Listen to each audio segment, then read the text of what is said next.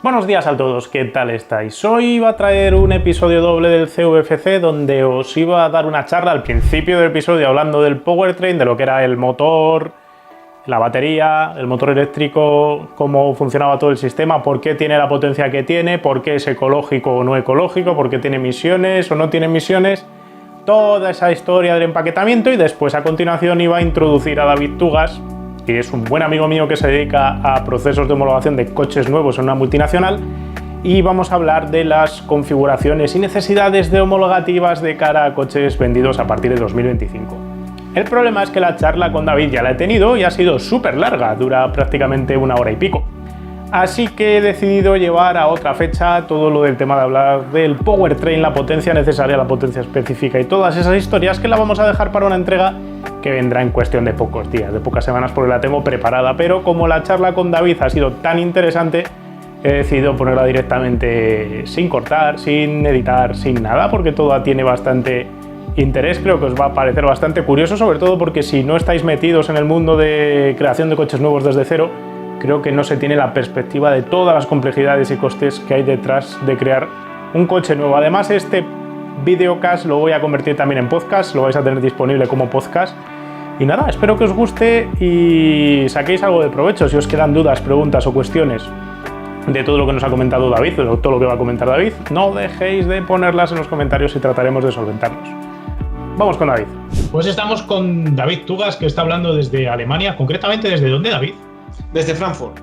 Desde Frankfurt, comiendo salchichas. No, este chiste es muy malo, tío. ¿Cuántas veces te lo preguntan al día? Demasiadas. Además no les llaman Frankfurt aquí. O son Bratwurst o Currywurst, pero nada de Frankfurt. No, si pides un Frankfurt en una salchichería, no saben de qué les hablas. Esto es como el omelette, la tortilla en Francia o la tortilla española en España, que es tortilla de patata de toda la vida. David es un crack de las homologaciones, que lleva currando esto un tiempo largo ya. Sí, ya más de 15 años ya. Estás empezando ya. No te veo canas a través del Skype, es lo bueno del Skype, ¿no? Sí, porque está en baja definición, si no es terrible. ¿Dónde has estado currando, David? Cuéntanos un poco tu periplo. Pues empecé trabajando en Idiada, cerca de Barcelona.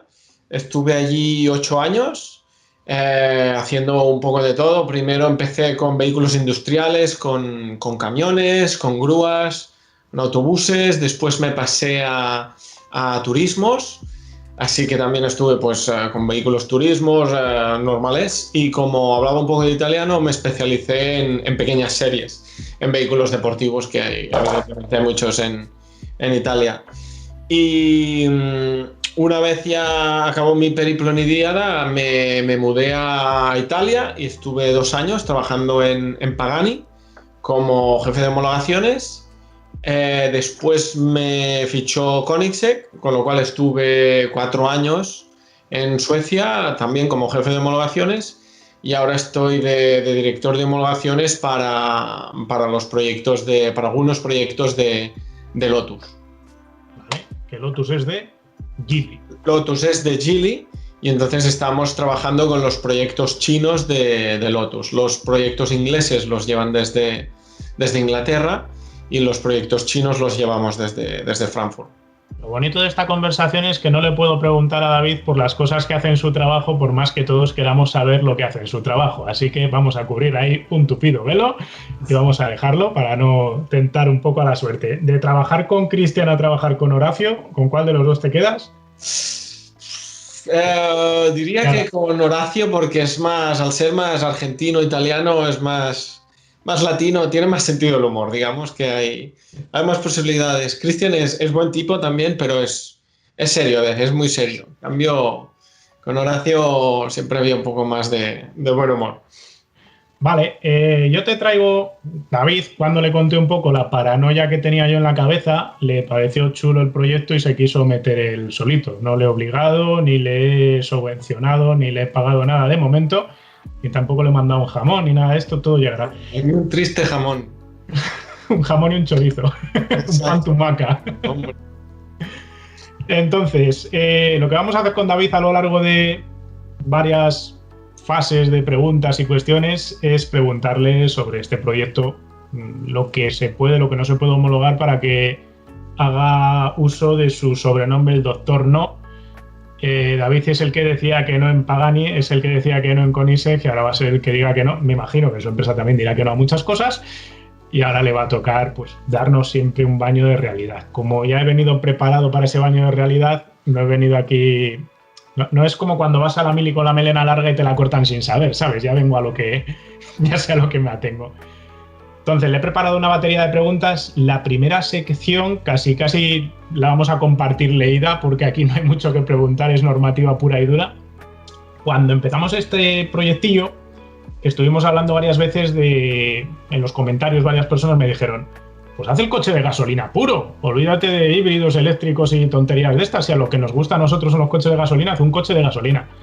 Pero la problemática que tenemos es que el proyecto que estamos intentando contar o explorar así a manera académica, meramente académica, es un coche que saldría al mercado en 2026 como poco. Entonces, ¿qué pasa en 2026? Que tendremos Euro 7 y en 2030 Euro 8. Euro 7 yo he estado intentando recabar información, ahora David me corregirá. Lo cierto es que hoy por hoy solo aparecen qué porcentajes de CO2 se quieren reducir, no cifras concretas de qué objetivo va a haber. Pero si no lo he entendido yo mal, el objetivo de emisiones de CO2 va a ser de 80 gramos de CO2 por cada kilómetro recorrido, que eso si lo llevamos a consumo de gasolina son 3,3 litros a los 100, de media, para toda la flota de los coches que vendas. Como esto es un proyecto de un único vehículo, pues al final el único coche que tienes tiene que cumplir, si no, pues te expones a la multa. Y luego, ese es el problema con el tema del CO2, que son emisiones de flota. Entonces, claro, fabricantes como Volkswagen lo tienen bien, porque su flota es enorme. Tienen Volkswagen, tienen Audi, tienen Lamborghini y tienen Bugatti. Entonces, Bugatti pues emite más de medio kilo de CO2 por kilómetro.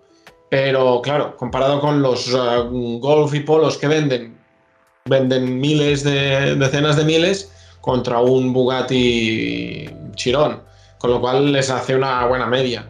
Pero entonces, claro, estamos con Koenigsegg y Paganis que no tienen flota, que venden 20 Paganis y su media es eso. Si venden 20, pues son 20. Y entonces, claro, no pueden hacer media. Pero aquí hay un truco que David nos va a aclarar fácilmente, y es que los fabricantes que fabrican menos de 1.000 coches al año no tienen estas obligaciones concretas en cuanto a emisiones y todo lo demás, ¿correcto? Correcto, sí. Bueno, son 1.500 ahora, porque ha cambiado el reglamento de la homologación de tipo, ya no es la 2007-46, es la 2018-858, y entonces han aumentado en 500 unidades el límite por tipo y año. Con lo cual ahora el tope es de 1.500 vehículos, de tipo de vehículos al año. Con lo cual, si por ejemplo un fabricante tiene dos tipos, si hace dos modelos distintos, completamente distintos, lo que en homologación se le llama el tipo, pues ya serían 3.000. Pero también el tipo está muy bien definido y no les valdría, por ejemplo, a Pagani, que tiene el Huayra normal, el Huayra Roadster y el Huayra Roadster, pues eso es el mismo tipo. No les vale decir que un tipo es el descapotable y un tipo es el coupé. No, el tipo es el mismo. Una cosa es un tipo y una cosa es una variante, vamos a decir. Correcto. Las variantes van metidas dentro del tipo, pero por ejemplo, para un Porsche 911 y un Boxster sí que son dos tipos distintos. Exacto, sí. Pero por lo que sé, los Porsches que he visto no son pequeña serie. Porsche lo cumple todo, tanto el Boxster como el 911. Ya, al final venden más de 25.000 al año incluso de 911, o sea que ya por volumen. Te sale a cuenta, Pagani están muy cubiertos porque son unos 40, 50 al año, pues están muy lejos de las 1.500 unidades. Realmente, entonces, una de las estupideces mayores que he hecho yo al definir este proyecto es justo elegir el volumen que he elegido de producción anual. Cuando te quedas por debajo de 1.000, tienes unos objetivos laxos o directamente no tienes objetivos en algunas características. Solo en la media de CO2, las emisiones, lo que es emisiones del tubo de escape, eso lo tienes que cumplir todo igual que un Golf o que un Audi. Ahora hablamos de otras que te puedas librar de seguridad, si me cuentas, pero antes de meternos en ese lío, el problema es que yo en vez de hacer 1.000 o menos, o 1.500 o menos, lo que he propuesto es hacer 5.000, que es suficientemente poca cantidad como para que el coste de la homologación sea muy caro para esas 5.000 unidades, pero son demasiados coches para poderte acoger a la homologación tipo de serie corta, que sería algo beneficioso a nivel económico. Así que hacer 5.000 está mal, hacer 100.000 está bien y hacer 1.000 también. El problema es quedarse ahí en el in-between. Claro, sí. Si vas a hacer 2000, pues, hombre, no sé cómo serán los números económicos, pero sale más a cuenta hacer 1500 y ya está. Y porque además es eso, que son al año de enero, de 1 de enero a 31 de diciembre. Con lo cual, si vas a vender, si tú quieres hacer 2000 al año, pues a lo mejor matriculas 1500 un año y al año siguiente las vendas no van tan bien y esos 500 pues ya los matriculas en enero del año siguiente. A lo mejor viene una pandemia mundial y vendes menos coches, no se sabe nunca. David tiene unas lógicas que yo no las había pensado, pero mira, ahí donde lo ves, dice, yo a 8 años multiplico 8 por 1500 y sé la producción que puedo tener. Igual sale más a cuentas así que vender un año 5000 y luego estar 4 años vendiendo 1000. Claro. Más cosas de emisiones que tenemos aquí en Euro 7 marcadas. Perdón. Lo que decías de los límites de emisiones de escape, lo que se comenta por los pasillos en Bruselas y en Ginebra, que es donde se hacen los reglamentos, es que, claro, cada vez los están haciendo más estrictos para forzar o los híbridos, pero los híbridos no son tan rentables para los fabricantes, ni grandes ni pequeños, y lo que se está forzando vía reglamentación es ir al full electric, a vehículos completamente eléctricos. Y el objetivo que tienen no está escrito en ningún sitio, pero el rumor que corre entre los pasillos es que en 2030, 2035 ya solo puedes matricular vehículos eléctricos. Es a donde te iba a llevar yo ahora con las cifras. 30 miligramos de óxidos de nitrógeno por kilómetro están marcadas para 2025, que sería Euro 7. Esto sí que está escrito. Los test de conducción en el mundo real se supone que van a ser más complejos. Por lo que he leído, la ventana de temperatura se va a ir de menos 10 a 40 grados en vez de siempre hacerlo a 25. También en alta altura, ya no solo es a nivel del mar. Claro, el reglamento de la Unión Europea es el mismo para todos los países de la Unión Europea. Pero claro, no contamina el mismo Golf en Suecia o Finlandia que en España, porque en Suecia pues están 6 meses que arrancan el coche a menos 10 cada mañana y en España pues no. Lo más frío hay muchas regiones en España, pero lo más normal es que en mes más frío de invierno lo arranques a 5 grados. Menos la gente que vive en la montaña, pero bueno. Vale, y otra cosa curiosa que he leído, esta sí que no me la esperaba porque yo no estaba al tanto. Se plantean en Euro 7 obligar a los fabricantes a garantizar que el coche tiene una vida útil de 240.000 kilómetros, que esto yo no sé cómo lo van a comprobar, pero la idea o el razonamiento que tiene la Comisión Europea detrás de esto es evitar que se hagan coches eléctricos a baterías cuya batería se degrade tan rápido que luego el impacto a nivel de CO2 global del coche a lo largo de su vida útil sea peor que un coche de combustión. Lo que yo no tengo tan claro, igual nos puedes dar tú alguna pista, David, ¿cómo van a comprobar o certificar que un fabricante crea un coche que dura 240.000 kilómetros como mínimo? Pues no lo sé, es la pregunta que tenemos los fabricantes también. Es cuando sacan reglamentos nuevos, que marcan requisitos nuevos, les preguntamos, bueno, ¿y esto cómo lo vais a enseñar? ¿Cómo quieres que yo te demuestre esto? Y esta idea creo que la han cogido de Estados Unidos, del CARB, que es el ente homologador de California, del estado de California, que es el más restringente del mundo.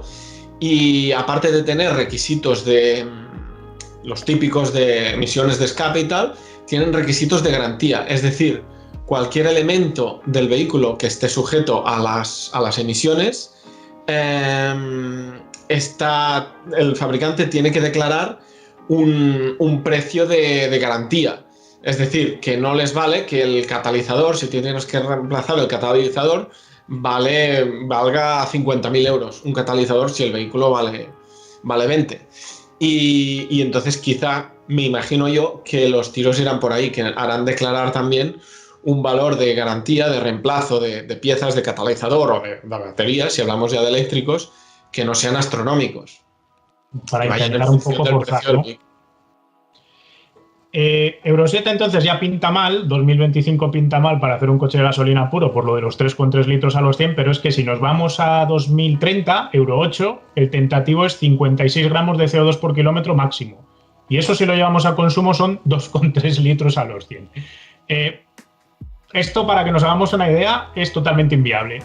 Ya de hecho, lo que comentaba antes de que vía reglamento, por poner un reglamento tan restringente, no les salga a cuenta a un fabricante pues gastar, que para que tener estos niveles de consumo y de emisiones, pues tendría que tener un catalizador carísimo. Y entonces incrementaría el valor del coche un montón. Entonces, ¿qué se queja ahora la gente? Que los coches eléctricos son más caros que los térmicos.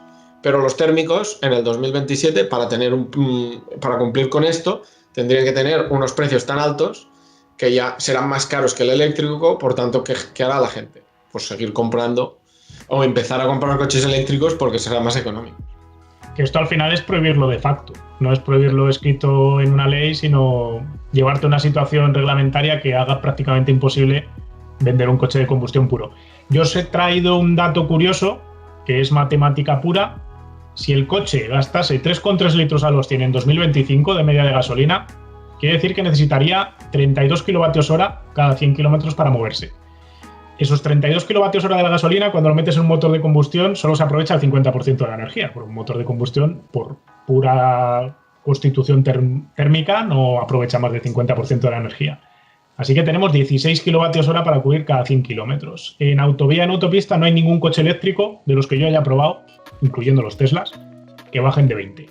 Así que si uno coge lo que tiene, la energía que tiene, y por la otra mano coge lo que necesita para moverse a esa velocidad, lo que estamos viendo es que, de facto, están prohibiendo vender coches de gasolina puros. Así que ese es el razonamiento por el que el CVFC que he planteado tiene que ser un híbrido enchufable. En este caso, un eléctrico de autonomía extendida, que es lo que nos hemos planteado, pero es que no se pueden hacer coches de gasolina mirando a 2025-2026 con la regulación en la mano, y tampoco entiendo, David, que esto tiene pinta de cambiar para bien. No, está claro que lo que se está empujando todo el sector reglamentario es ir al full electric, y ahora los fabricantes ya lo han visto, y por eso ahora ya todos los fabricantes están ya enfocados en hacer full electric. Porque es a lo que va la reglamentación y a lo que se va a acabar vendiendo. Aparte están también, una cosa son estos reglamentos europeos, y luego ya están los ayuntamientos de grandes ciudades de toda Europa que empiezan a restringir también el acceso a ciudades a vehículos, pues los Euro 3 ya no puedes entrar en Barcelona. Y en un futuro pues acabarán diciendo, mira, en las grandes ciudades solo pueden entrar los vehículos eléctricos. De todas maneras, esto es solapar. Es solapar legislaciones. Yo esto alguna vez lo he comentado. No tiene sentido que el gobierno de un estado, el que sea, el español, el francés, el que sea, o el ayuntamiento de Pepito diga ya no va a haber más coches de combustión, cuando el reglamento de la Unión Europea, que está por encima, ya te lo está prohibiendo de facto. Es un poco como, no sé, medidas de cara a la galería para contar que haces algo cuando la reglamentación europea, que ya está escrita, ya nos lleva a un horizonte 2030 donde no se pueden vender coches de gasolina. Entonces, es como un brindis al sol, salir ahí delante de la pantalla, dices unas declaraciones polémicas, no va a haber más coches de gasolina. ¡Oh, Dios mío, este hombre es el peor hombre del mundo! Pues ya lo tenías prohibido por ley desde la Comisión Europea, o sea que tampoco, no sé hasta qué punto tiene sentido. Claro, es acabar. Sí, al final, claro, el que tiene un coche clásico, que vive en medio de una gran ciudad, que pues está fastidiado porque no puede sacarlo de su garaje. Ahí tenemos que hacer.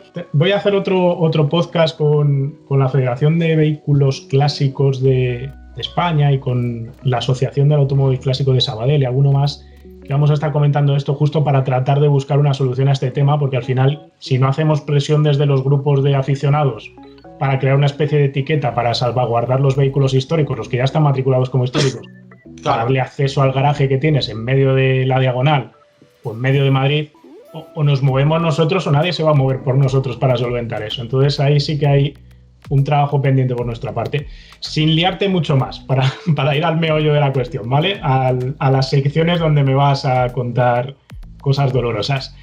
La sección 2 que he preparado aquí de preguntas tiene que ver con la seguridad obligatoria. Entonces, sacando un coche del 2025 al 2026, ¿qué cosas de seguridad tiene que tener el coche por narices? Ahora voy a hacer un poco de clase de historia, porque este mes es un mes complicado y un mes donde todos los pequeños fabricantes están muy, muy nerviosos, porque el nuevo reglamento de homologación de tipo que comenté antes salió en 2018, y en este nuevo reglamento no había ningún tipo de exención a las pequeñas series. Con lo cual, todos los reglamentos de seguridad, los que están incluidos en otro reglamento que se llama el Reglamento General de Seguridad, no había exención alguna. Por tanto, le obligaban, aparte del ABS y el SP, que esto sí que ya era obligatorio desde el 2014-2013 a las pequeñas series, el tema de frenada automática, el asistente de carril, ya no que pite cuando te sales del carril, sino que te mantenga en el carril, y todo esto no están exentos. Entonces hay una asociación de fabricantes de pequeño volumen, de la cual yo también formaba parte, tanto cuando estaba en Pagani como en Koenigsegg, que se llama ESCA, y lo que hacemos en esta asociación además es muy divertida, porque quizá fabricantes que son competencia el uno con el otro, pues estamos todos juntos ahí haciendo piña, y la verdad es que nos llevamos muy bien, porque siempre somos los de homologaciones y no hay tema de competencia ni nada. Y es Aston Martin, McLaren, Koenigsegg, Pagani, Viessmann, Praga y KTM. Y entonces también Lotus ha formado parte algún tiempo, Morgan también ha formado parte de la asociación. Y lo que están tratando de hacer es decir, oye, que estos nuevos reglamentos de seguridad son inabastables para nosotros, y si pasan a ser obligatorios, pues en el caso de los pequeños grandes fabricantes como McLaren o Aston Martin, pues bueno, más o menos podrán solucionarlo, sobre todo Aston Martin, que ahora tiene tanta buena relación con Daimler, con Mercedes y AMG. Los medios como Pagani y Koenigsegg pues lo van a pasar muy mal, porque bueno, no tendrán más remedio que ir de los grandes proveedores como Continental o Bosch para que les provean de estos sistemas. Y los pequeños como Praga o KTM, por ejemplo, que KTM coches me refiero, es independiente del tema de las motos, pues lo van a tener muy duro, y ya supondrá una barrera de entrada para cualquier nuevo fabricante de pequeña serie, porque el coste que te puede pedir Bosch por el tema del asistente de carril, pues te puede pedir tranquilamente 5 millones de euros. ¿Cómo amortizas tú 5 millones de euros con unas ventas de 1.500 euros de 1.500 coches al año? El problema aquí de la aventura nuestra es que, claro, de nuevo vuelvo a la misma historia de antes. 5.000 coches para impactar ese coste, 5.000 coches anuales, aunque lo impactes sobre 8 años, que son 5 por 8, 40.000 unidades. Si las cremalleras de dirección con su asistente eléctrico, la cámara y todo lo demás te las hacen a medida, estás perdido. Y si lo coges off the shelf, aunque solo te lo tengan que programar, siguen cobrándote una millonada por programártelo, ¿no? Claro, te siguen cobrando una millonada porque, claro, también es un coste muy alto, pero también Bosch o Continental o el proveedor que sea también está asumiendo un riesgo, porque es un elemento de seguridad, y si eso falla y mata a alguien, ya sea que tu coche destruye el de enfrente o el mismo conductor del vehículo pues tiene un accidente fatal, pues ahí hay unos temas de responsabilidad muy grandes, y ellos pues claro, se tienen que asegurar que eso no falle. Si lo que falla en un coche es el infotainment de dentro, las lucecitas y tal, pues bueno, es un fastidio, pero no pasa nada. Si lo que te fallan son los frenos o el ABS, es una cosa seria que no quieres en ningún caso que falle. Y entonces, claro, por eso también los costes son tan altos. Vale, en cuestión de elementos concretos, airbags frontales de multifase en base al peso, ¿esto es obligatorio ahora mismo en Europa? No, ahora mismo, tal como están las cosas, no es obligatorio. Si tú pasas las pruebas, tú tendrás que hacer un crash test. Entonces, lo que es también importante es saber cómo funcionan los reglamentos europeos. Los reglamentos europeos normalmente no te dicen cómo diseñar el coche o qué es lo que tiene que tener el coche. Lo que te dicen es que el performance, los resultados que tú tienes que obtener cuando haces la prueba. Entonces te dice, mira, usted le vamos a chocar el coche a 56 km por hora, full frontal. Y el dummy tiene que tener un HIC, que se llama el valor de el Head Injury Criteria, el valor de El daño físico de la cabeza del muñeco. Exacto, que vienen a ser unas Gs en la cabeza, unas Gs en el chest, en el pecho, y unas Gs máximas en la pelvis, y te dice, mira, usted cuando le choquemos al vehículo, el dummy no puede superar estas Gs. Si el fabricante lo consigue hacer sin necesidad de usar un airbag frontal, fantástico, como el Radical, por ejemplo. El Radical está homologado, no tiene airbags, y tiene un cinturón de 4 puntos, lo que tiene es una columna colapsable y supera el airbag, supera el ensayo. Es frontal, sí. Entonces, si tú lo superas así, estupendo. ¿Qué pasa? Pues que en esta nueva homologación de tipo hay un nuevo reglamento de crash frontal, que ya no es el 94, tiene otro número y es mucho más severo. Entonces, ¿se podrá superar sin airbag? No lo saben, están estudiándolo. Claro, si tú lo superas sin airbag, fantástico. Pero claro, al ser más exigente, es bastante difícil que se pueda superar sin airbag. Y lo mismo para el crash lateral.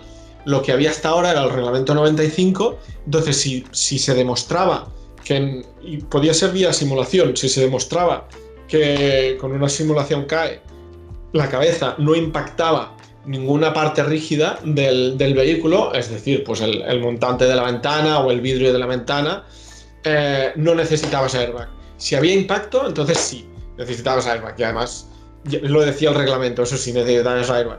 Pero bueno, ahora con el nuevo impacto lateral que entrará en el nueva homologación de tipo, pues es posible que aunque la cabeza no toque ninguna parte dura del vehículo, es posible que sea imposible que el dummy sobreviva, porque el ensayo es más restrictivo.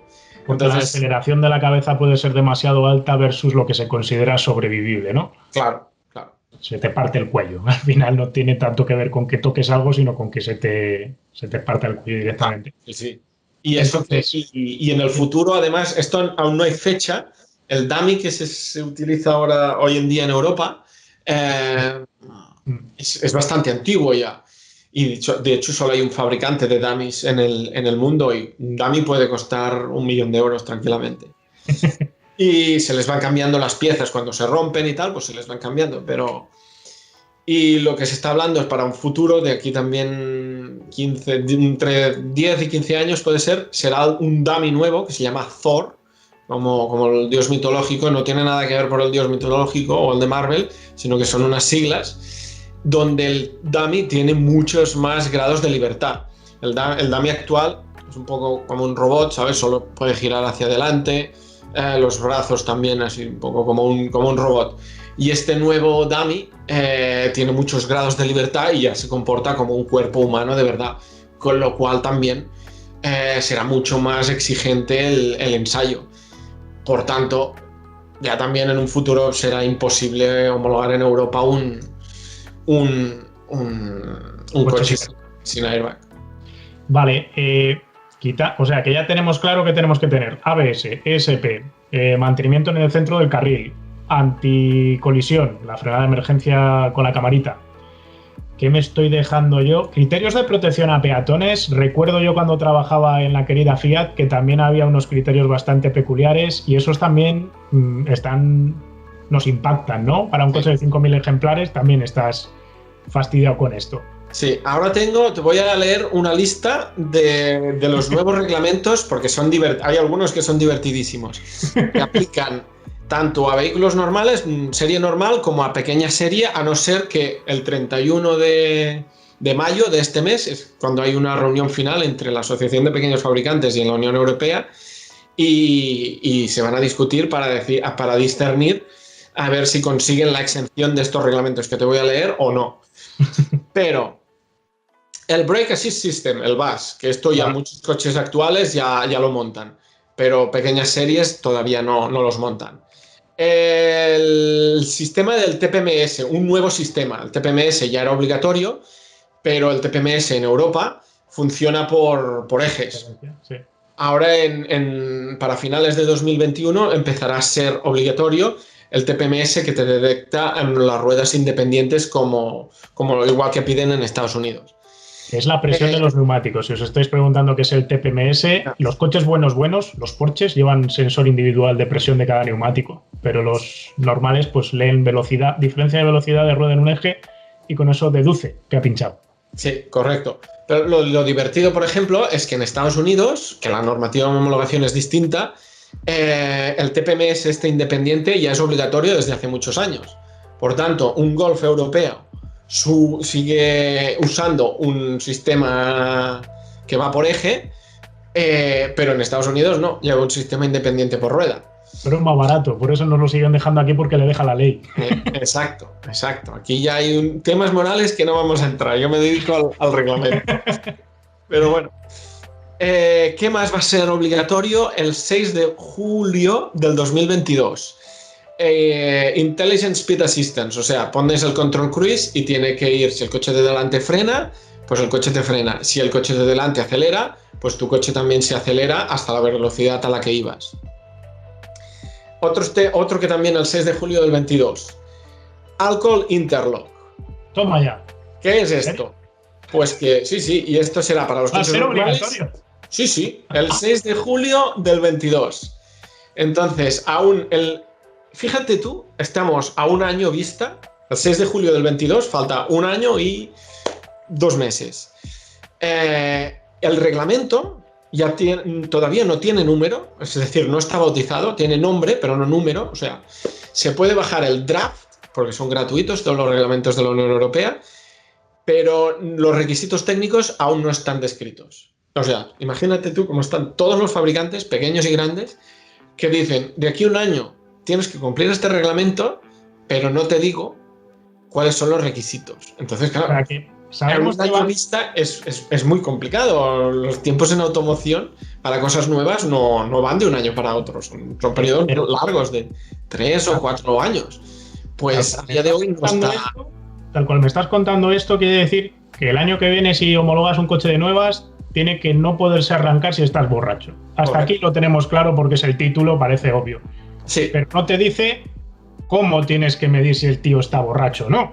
Exacto. Entonces, lo que se está barajando, viendo el pollo que hay con el tema es que lo que se les va a pedir a los fabricantes es que tengan un conector al lado de la llave o del botón de start-stop, donde quieran, y entonces cada conductor será responsable de comprarse su aparatito, que no se sabe tampoco dónde se venderá, y conectarlo allí. Entonces el fabricante de coches tiene que proveer una entrada, como la entrada de USB para tú cargar tu teléfono móvil, pues, y entonces lo que están intentando definir ahora es un conector, como el conector de cargar de los móviles, que también quieren que sea el mismo para todos, ya sea iPhone, Samsung o cualquier marca que sea, pues que lo que lea el CAN del coche sea el mismo, independientemente de qué aparato medidor, que su alcoholímetro, tú le conectes al coche. Entonces,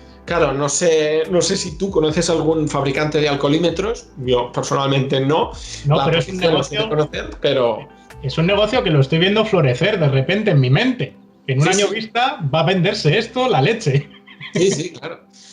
Y entonces lo que se baraja todavía, porque ya te digo, el reglamento aún está en draft, en borrador, y lo que se baraja es el tipo de conector, los conectores, los pins, para que independientemente del alcoholímetro que tú conectes, pues el coche lo pueda detectar. Es complicado. Otro reglamento que también el 6 de julio del 22 será obligatorio. Detección de cansancio al conductor. Es decir, a esto ya lo llevan muchos coches. Sí. Que si tú te detecta que estás cansado, pues te sale una taza de café y te dice, pare, que usted está cansado. Lo que no está claro todavía, porque también está TBD, to be defined, es si detecta que está cansado, te va a limitar la velocidad y te va a decir, no, mire, usted si no para, no va a poder ir más rápido de 80 km por hora, y a pararte el vehículo no te lo puede hacer porque sería peligroso, porque si tú no te paras, te para en mitad de la autopista y aún sería más peligroso. Pero no está claro todavía si detecta esto, que está el sistema detecta que estás cansado, te limite la velocidad. También aún decidiéndose. Menudo marco más maravilloso nos estás dejando. Sí.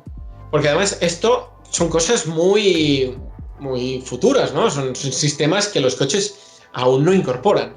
Y ahora lo siguiente que te voy a decir, que también están por definir, es muy divertido porque es Emergency Stop Signal, sistema de emergencia de stop. Es decir, lo que hacen todos los coches desde hace años, que si tú frenas muy fuerte, se te activan los 4 warnings. Sí, pues sí. esto hasta a día de hoy no es obligatorio, a partir del 6 de julio del 22 va a ser obligatorio. Y dices, muy bien, con esta estamos más tranquilos porque ya todos los coches los tienen, pero va a ser todo un pack que va a entrar el 6 de julio del 22, que son cosas que son muy futuras, son sistemas que no existen todavía, y en cambio pues ahora van a hacer obligatorios por sistemas que hace años que funcionan. Sí. El problema aquí de todo esto, antes de ir a la siguiente sección, que también nos va a traer más problemas, la verdad es que es una llamada con David para descubrir problemas, ¿no? Sí, es yo, el doctor no, problemas, dolores de cabeza, fantástico. Pero lo curioso es que estáis dándoos cuenta, creo yo, escuchando a David hablar, con el conocimiento que le caracteriza de su trabajo, que no es nada sencillo, por más que te hagas a la idea de lo fácil que es hacer un coche, que es soldar 4 tubos y ponerle un propulsor, dices, pues esto es relativamente asequible.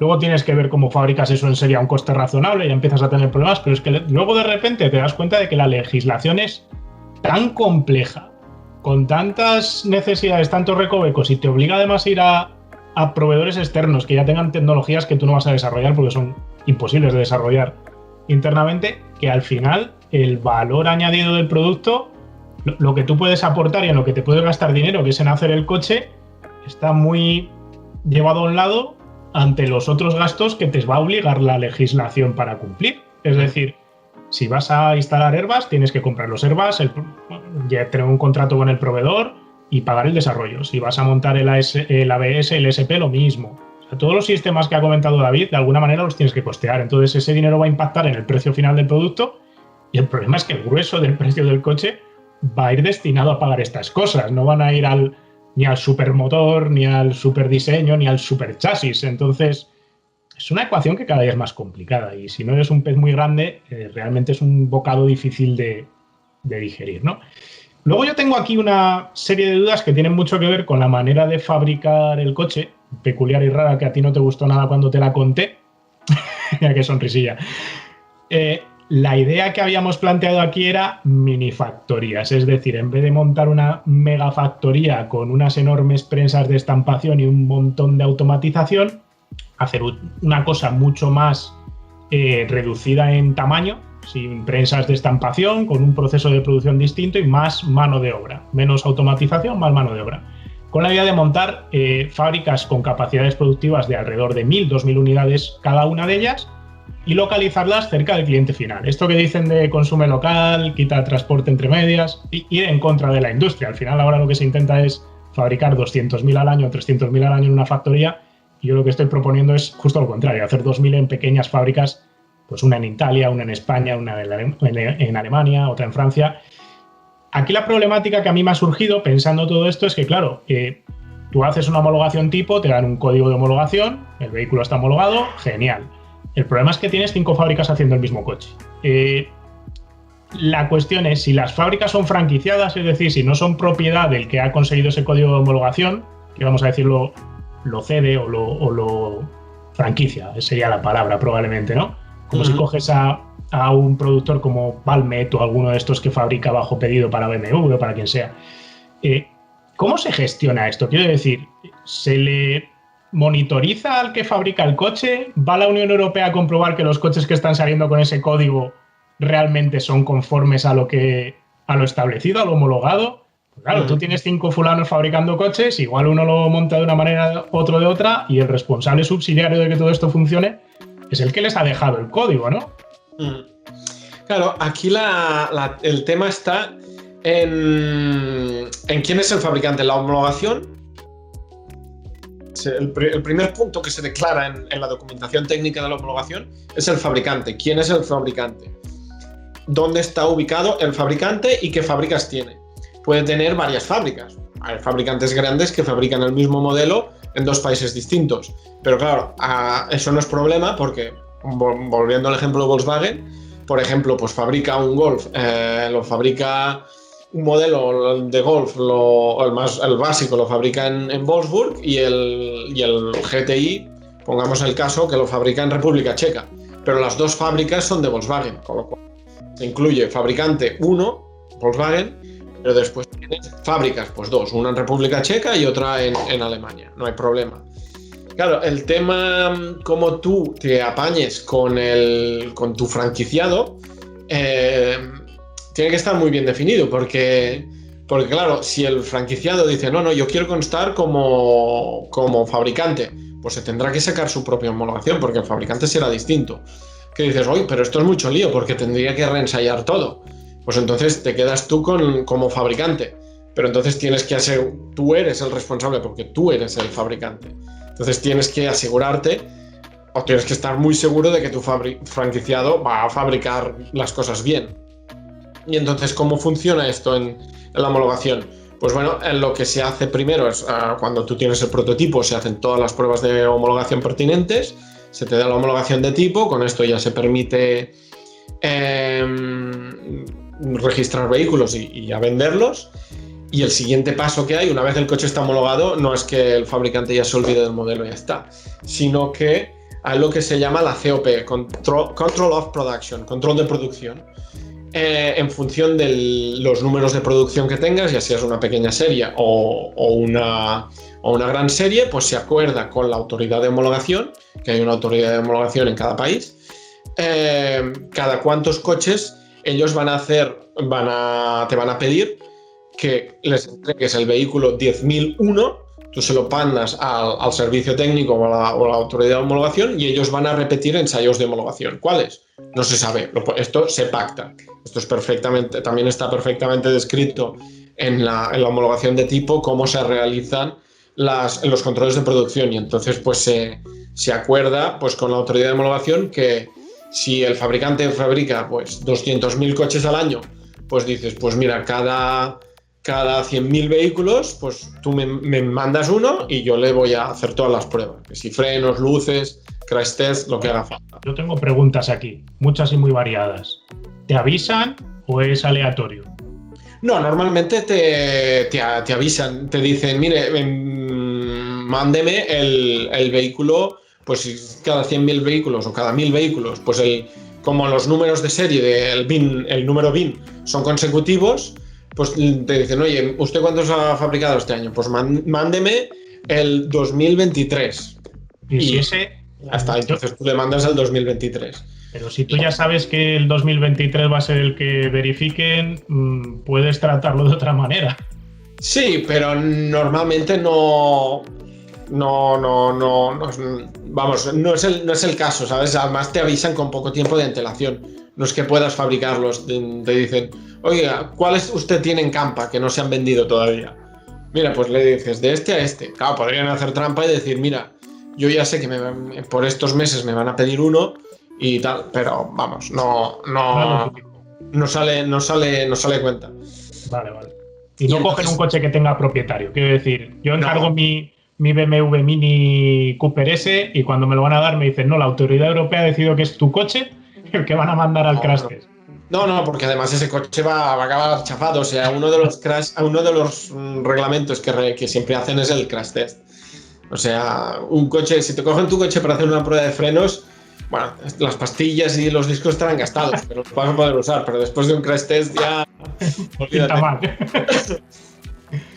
Vale, o sea que el tema de 5 fábricas pequeñas de 1.000 unidades, el problema tiene más que ver con atarlos por contrato, hacer lo que tú digas y hacer de policía tú para beneficiarte tú, quiero decir, para evitar que tengas problemas.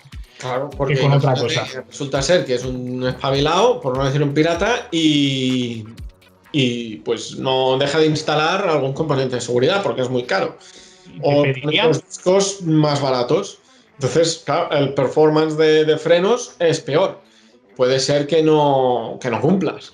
Y entonces, pues, es el fabricante tú el responsable último. Con lo cual tendrías un problema. Y aparte, cuando hagan la COP, que claro, si tú tienes varias fábricas, pues se harán COPs, controles de producción en todas las fábricas. O sea, también se incrementa el coste de la COP, porque tú al tener varias fábricas, pues ya no solo harás el coche 1001 y ya está, sino el coche 1001 de la fábrica A, el coche 1001 de la fábrica B y el coche 1001 de la fábrica C. Con lo cual, pues también lo pueden enganchar vía las COPs. Pero claro, si te enganchan con la COP, también tienes un problema, porque dirán, oye, ¿usted cómo es que no está fabricando lo que dijo que iba a fabricar? Y esto recuerda bastante al caso Volkswagen, que no estaba fabricando lo que decía. Había otro tema ahí en medio, pero con el Dieselgate. Pero claro, él no estaba fabricando lo que dijo que fabricaba, sobre todo en Estados Unidos. Es un problema. Para matar el tema rápido, ¿no? Me estás destruyendo. O sea, cada frase que sueltas incrementa el coste o fastidia el tema. A nivel económico, si me puedes dar cifras, porque esto es complicado, obviamente, hacer aquí una visualización, pero obviamente el fabricante que vaya a desarrollar el coche no puede encargarse, sobre todo siendo pequeño, de hacer y costear todo el proceso de validación de la homologación. Esto se subcontrata a un IDIADA, como trabajabas tú, por ejemplo, ¿no? ¿Correcto? Correcto. Y a IDIADA, en teoría, deberías de llegar ya con todo hecho en CAE, simulado y perfecto, para que cuando hagan el crash test a la primera lo pases, porque si no es un gasto adicional. ¿Cuánto dinero hay que destinar solo para pagar a un proveedor que te haga el proceso completo, para que te acompañe de la mano, para poder llegar a tener ese código, teniendo en cuenta que el coche lo hayas hecho bien? Quiero decir, exacto. Sí. Teniendo en cuenta que todo pasa a la primera. Eso. Exacto. ¿Qué coste puede implicar eso a un proyecto?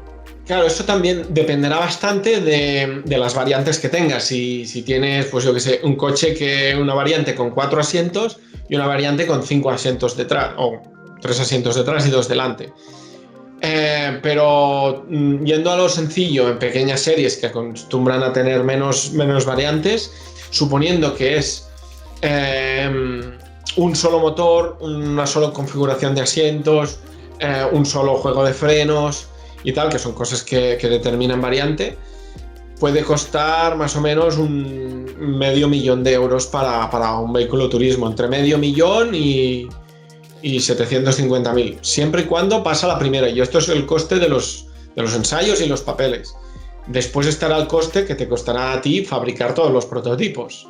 Claro. Y después el tiempo, el personal que le tienes que dedicar a que te lleve el tema de las homologaciones, al que te fabriquen el coche y todo esto. Me ha pitado aquí en la otra cámara, perdonad por el pitido, ya no pasa nada, ya se ha callado.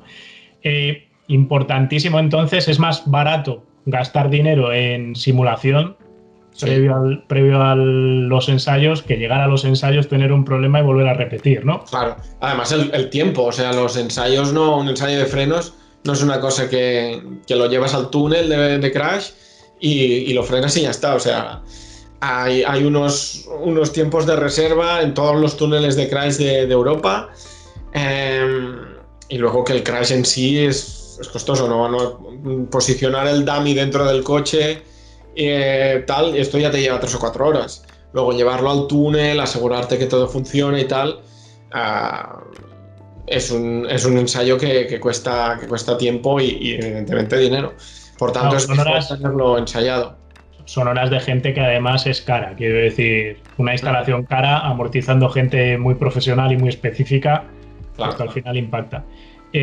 Para acabar ya con el tema y la fiesta aquí, para no quemarte mucho más rato, me he preparado aquí una sección de cosas que no se pueden hacer. O sea, los nos estos típicos, y he empezado además por uno que hemos comentado tú y yo largo y tendido, sí, por Twitter, y que todavía no está claro por cómo estaba el texto escrito, que le estuvimos dando vueltas al texto en cuestión. Volante no circular. A mí se me va la olla y digo que el coche tiene una especie de mando como el de un avión, como el del Tesla Model S, y hasta hace 6 meses hubiera sido un no-go sin pensar. O sea, es algo que ha pasado. Sí, lo que decía el reglamento es que el volante no decía circular, sino que decía que tenía que ser continuo. Y porque, bueno, los coches más deportivos son así, más cuadraditos, más achatados. Eso está bien, porque siempre es continuo. ¿Por qué decían que tiene que ser continuo? Pues porque tú estás girando el volante y en cualquier posición tienes que poder agarrar el volante bien. Eso es lógico. Tiene lógico y en pro de la seguridad pues tiene sentido. Entonces, ¿qué pasaba siempre con los fabricantes de vehículos más deportivos? Pues tipo como el AMG One que están haciendo y tal, pues que tienen una cremallera de dirección más corta y tal, y no gira tanto el volante, pero bueno, una vuelta entera siempre la acabarás dando en un coche de calle. Y evidentemente por diseño y por estilo, pues lo querían hacer pues como tipo un volante de Fórmula 1, porque recuerda, es más deportivo y tal, pero el reglamento decía que no. Ahora Tesla ha homologado con el RDW, que es la autoridad y servicio técnico de homologación de Holanda, y parece ser que se lo han aceptado. Yo todavía no he visto ninguno en la calle. No está claro si está incluido en la homologación de tipo o no. El COC todavía no estaba expedido para ese coche. Por eso... A día de hoy, a esta hora que estoy hablando contigo, no debe de haber ninguno en Europa con ese volante, porque estoy esperándolo justo para decir, ok, entonces sí se podía. Exacto, pero lo que también, a raíz de esto, pues claro, al día siguiente, o sea, los fabricantes, y especialmente los de pequeña serie o deportivos, pues son como niños pequeños. Cuando esto salió en prensa, pues todos los fabricantes se les levantó la oreja y dijeron, oye, si Tesla puede, ¿por qué yo no? Y entonces, pues claro, todos los fabricantes han llamado a sus servicios técnicos o sus autoridades de homologación y han dicho, oye, que Tesla va a poder homologar un volante cortado. Si él puede, yo también. Y entonces, pues ahora hay un bonito follón, unas bonitas llamadas entre autoridades de homologación en la Unión Europea, en Bruselas, y están diciendo a la RDW, oye, vigila qué haces, porque si tú lo aceptas, lo tenemos que aceptar todos. Y esto no gusta en la Unión Europea. Y con esto también han pasado guerras muy divertidas, cosas como... Bueno, me vaya del tema, pero recordarás hace unos años con el tema del gas del aire acondicionado, que todos los coches, todos los fabricantes usaban el R134, sí. Y entonces el reglamento de gas de aire acondicionado dijo, no, a partir de tal año solo se podrá utilizar un gas con un efecto invernadero por debajo de 150. Claro, no de 100, tienes que utilizar ese gas en concreto. Pero ¿qué pasaba? Que solo había un gas que cumpliera esa condición. El 1, 2, 3, 4. El 1, 2, 3, 4, RY. Curiosamente, ese gas solo lo fabrica un fabricante que es DuPont y es francés. Curiosamente, todos los coches franceses ya llevaban un compresor adaptado para ese gas. Todos los coches alemanes no llevaban un compresor adaptado a ese gas. Entonces tuvieron que comprar un compresor nuevo y tuvieron que decir, oye, tuvieron que decirle a DuPont, véndeme este gas para yo poderlo poner en fábrica. Y DuPont dijo, no, es que como soy el único, no doy abasto, como ahora con las vacunas. Y al no dar abasto, pues Mercedes dijo, no, yo no voy a utilizar ese gas. Además, ese gas es muy peligroso porque es inflamable. Todos los coches llevan gasolina, que yo sepa también es inflamable. Pero entonces hubo una guerra ahí, hubo una moratoria de un año, como DuPont seguía diciendo que no tenía oferta suficiente para dar abasto a toda la demanda, se dio una moratoria de un año más y Mercedes continuaba diciendo que él no podía instalar, no tenía tiempo suficiente, y hubo unos meses en que Francia, además, evitó la puesta en circulación y fíjate que digo puesta en circulación, la puesta en circulación de vehículos Mercedes. Y el rollo de eso, sí, con el clase B, que en aquel momento se lanzaba y hubo ahí un lío. Claro, y claro, esto era más se convirtió en una guerra política. ¿Por qué? Porque, claro, era un fabricante, cantaba bastante porque era un fabricante francés del gas. Fabricantes de automóviles franceses, todos estaban ya preparados para este gas. Y los fabricantes alemanes no. Había ahí una pequeña guerra ahí con eso. Volviendo sobre el volante, antes de pasar al siguiente cacho, yo me acuerdo que vimos además una cosa curiosa en el reglamento que pone que tiene que haber una fuerza mínima en el radio mínimo de aplicación de la fuerza del volante en una maniobra que se hace para hacer un giro inesperado. Entonces, una de las cosas que habíamos dicho es, si yo lo agarro por el radio más pequeño, que en este caso no sería entre las dos manos, sino agarrarlo de una manera extraña por arriba, tiene que poder girarse el coche. Exacto, claro. El sistema de cómo, o el razonamiento de por qué ahora, que ya no está el tema del volante circular, el volante continuo, como el esfuerzo de dirección, el reglamento de esfuerzos de dirección te dice, usted tiene que hacer un par máximo para inscribir el coche en este radio, que acostumbra a ser el de una rotonda media europea. Todos los ensayos de homologación se realizan en el worst case, en el peor caso. Por tanto, el worst case será donde el radio del volante sea mínimo. Claro, si tú tienes un volante que es continuo pero achatado por la parte de abajo, pues tú aplicas ese par mínimo en ese radio más cortito. Pero claro, si el volante pasa a no ser continuo y al no tener radio, entonces se entiende que el worst case sería tirando del centro del volante, con lo cual eso haría imposible que tú puedas girar el volante en caso de que la bomba hidráulica de dirección falle, que también se ensaya suponiendo un fallo en la bomba de dirección de la asistencia hidráulica o la asistencia eléctrica en caso de un eléctrico.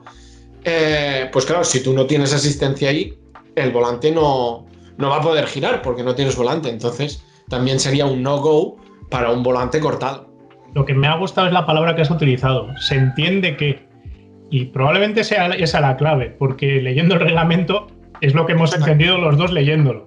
Claro, hay reglamentos que son muy claros, como el reglamento de freno. Usted tiene que frenar en 15 metros con una deceleración de 6 metros segundo cuadrado. Está clarísimo. Tú frenas en esos metros y en esa deceleración, cumple. Listo. Frenas con menos deceleración o en más metros, no cumple. Carísimo. No hay vuelta de tuerca ahí. Pero hay reglamentos que son un poco ambiguos. Por ejemplo, el reglamento de interior fittings de los salientes exteriores dentro del vehículo, que es un poco ambiguo. No te habla de radios máximos o mínimos. Va en función de dónde estás localizado, si es delante, si es detrás. En cambio, el de salientes exteriores fuera del vehículo, ese es clarísimo. El radio, si nos encontramos en la zona frontal, ¿vale?, donde se entiende que puedes atropellar a alguien, 0,5 milímetros. Si son zonas laterales y tal, 0,3 milímetros. Está clarísimo, pero claro, cuando los reglamentos son ambiguos, pues entonces hay problemas de interpretación, y es ahí donde vienen los problemas también, porque como las autoridades de homologación hay una en cada país europeo, en el caso de España es el Ministerio de Industria y Turismo, en el caso de Francia es el Ministerio de Transportes, pues claro, si el Ministerio español lo interpreta de una forma y el Ministerio francés lo interpreta de otra, ¿qué pasará? Que todos los fabricantes irán para el Ministerio francés, porque los fabricantes también pueden elegir la autoridad de homologación que deseen. Un fabricante español puede homologar con la autoridad alemana o con la autoridad española, como prefieran. Pero claro, si hay una autoridad de homologación que es más laxa, como el RDW holandés, que tiene cierta fama, pues ¿qué pasa? Que los fabricantes que quieren homologar cosas más extrañas, no digo más o menos seguras ya, sino cosas más extrañas o innovadoras, pues se irán a una autoridad más laxa. Pero claro, eso crea una injusticia también, porque dirán, no, oiga, yo puedo, la homologación, la palabra homologación, homo, que viene del griego, quiere decir todo igual. Si es todo igual, todo igual. Todas las autoridades de homologación tienen que ponerse de acuerdo, que hay reuniones específicamente que se llaman la reunión del TAM, que se ponen de acuerdo o se reúnen para ponerse de acuerdo en la interpretación de reglamentos ya existentes. Como es el caso este del volante, que acabará habiendo una reunión para ver si todos aceptamos barco. Exacto. O solo lo aceptamos una vez porque ya ha pasado y que no vuelva a ocurrir, ¿no? Exacto. Como por ejemplo pasó con los pilotos traseros de los remolques. Hay un fabricante de remolques alemán que se llama Krone, que si os fijáis los veréis por la carretera, y la luz de posición y de freno es el logo, que es una pequeña corona. Krone quiere decir corona en alemán. Los tienen parados, ¿eh? Se ponen de luz de freno su logo. Es un logo, sí. Que claro, el reglamento de luces no decía nada de que no podía tener ningún logo. El reglamento de luces te dice que la luz de freno tiene que estar entre tal altura y tal altura, tiene que ser roja, también la colorografía también está definida, o sea, ¿qué es rojo? Pues hay una escala colorimétrica y te dice de aquí a aquí en la gráfica, eso es rojo, de aquí a aquí es blanco. Cosas así, pero no decía nada de que pudiera ser con logo o no. Entonces Krone homologó con la autoridad alemana. La autoridad alemana no vio ningún problema en eso y lo homologó. ¿Qué pasó? Que había otras autoridades que interpretaban que un logo podía distraer. Y lo que sí que hay, otra vez, cosas no bien definidas en el reglamento, dice que las luces no pueden llevar a la distracción para evitar, pues eso, que hubieran... Eso es una frase...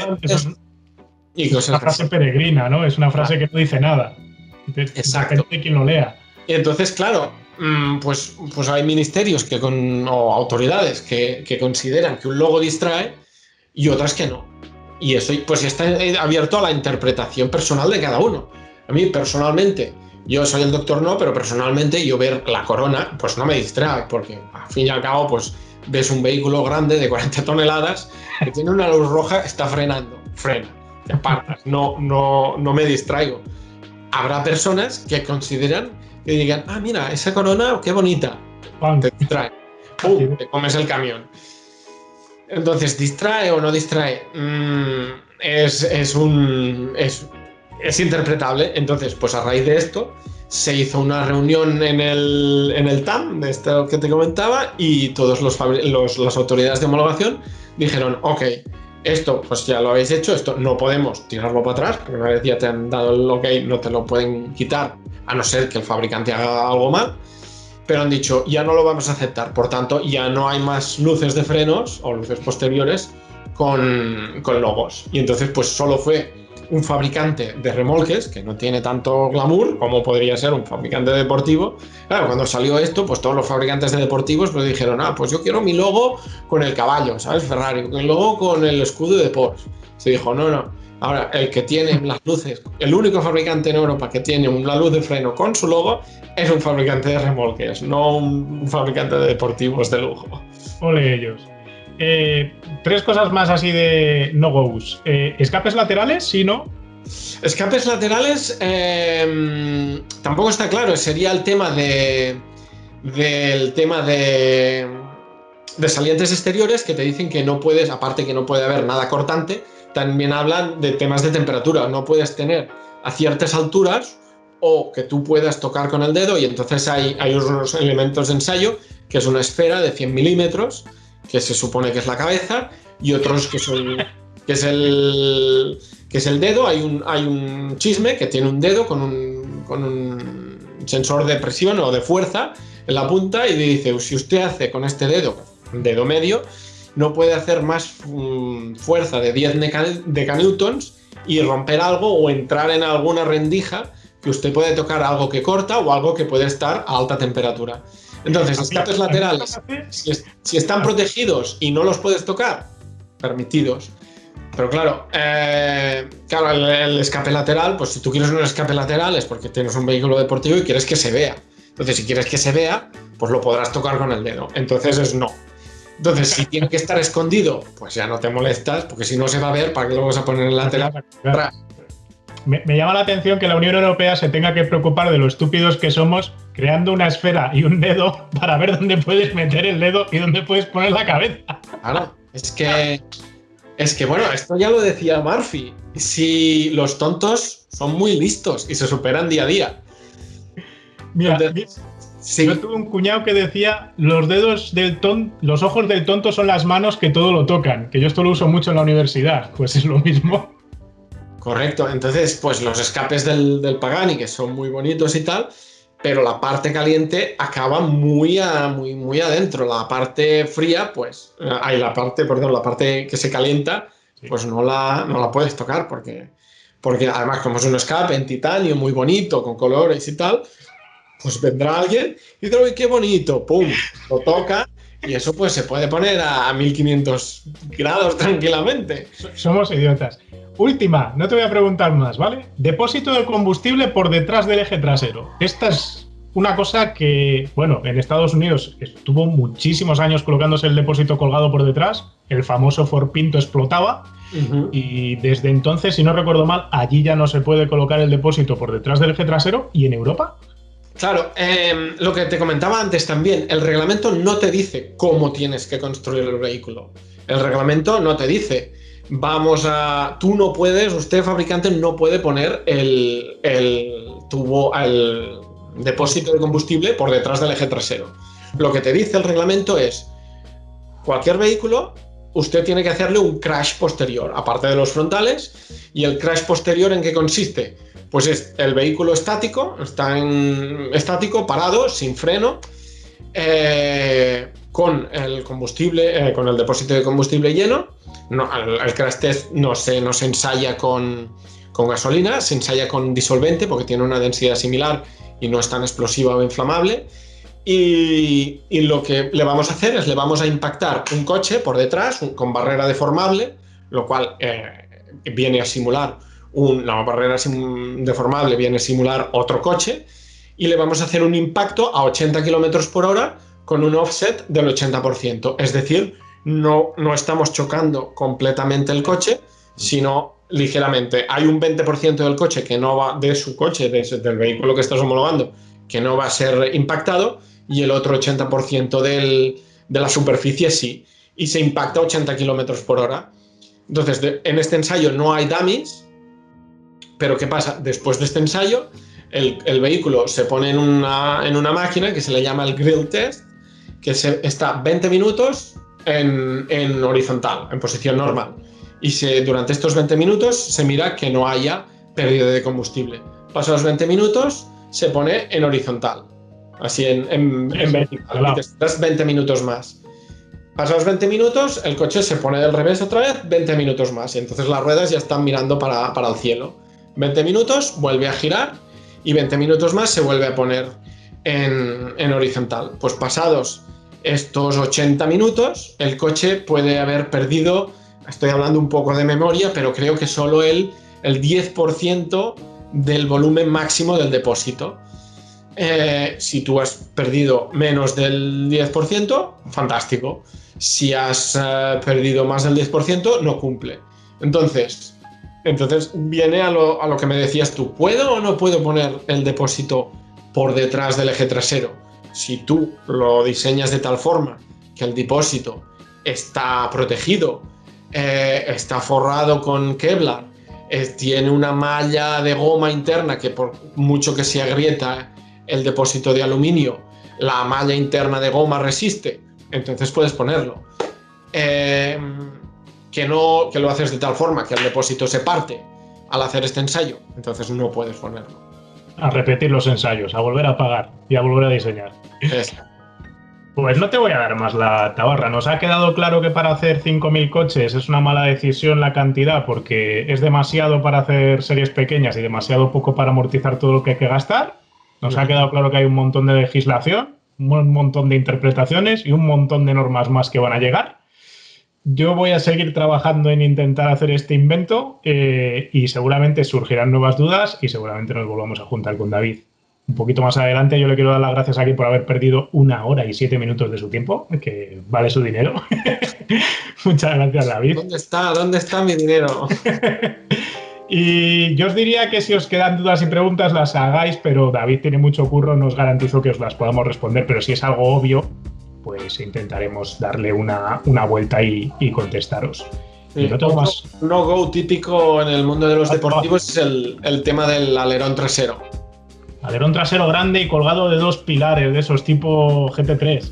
Exacto. El tema del alerón trasero es bien sencillo. También es el reglamento de salientes exteriores. No puede sobresalir de la superficie del vehículo.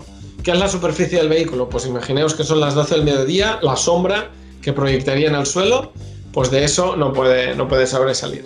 Además tuvimos una charla tuya de ese coche del 911 GT3 nuevo, que lleva un aleronaco enorme y luego pasa pues por los pelos. Exacto, sí.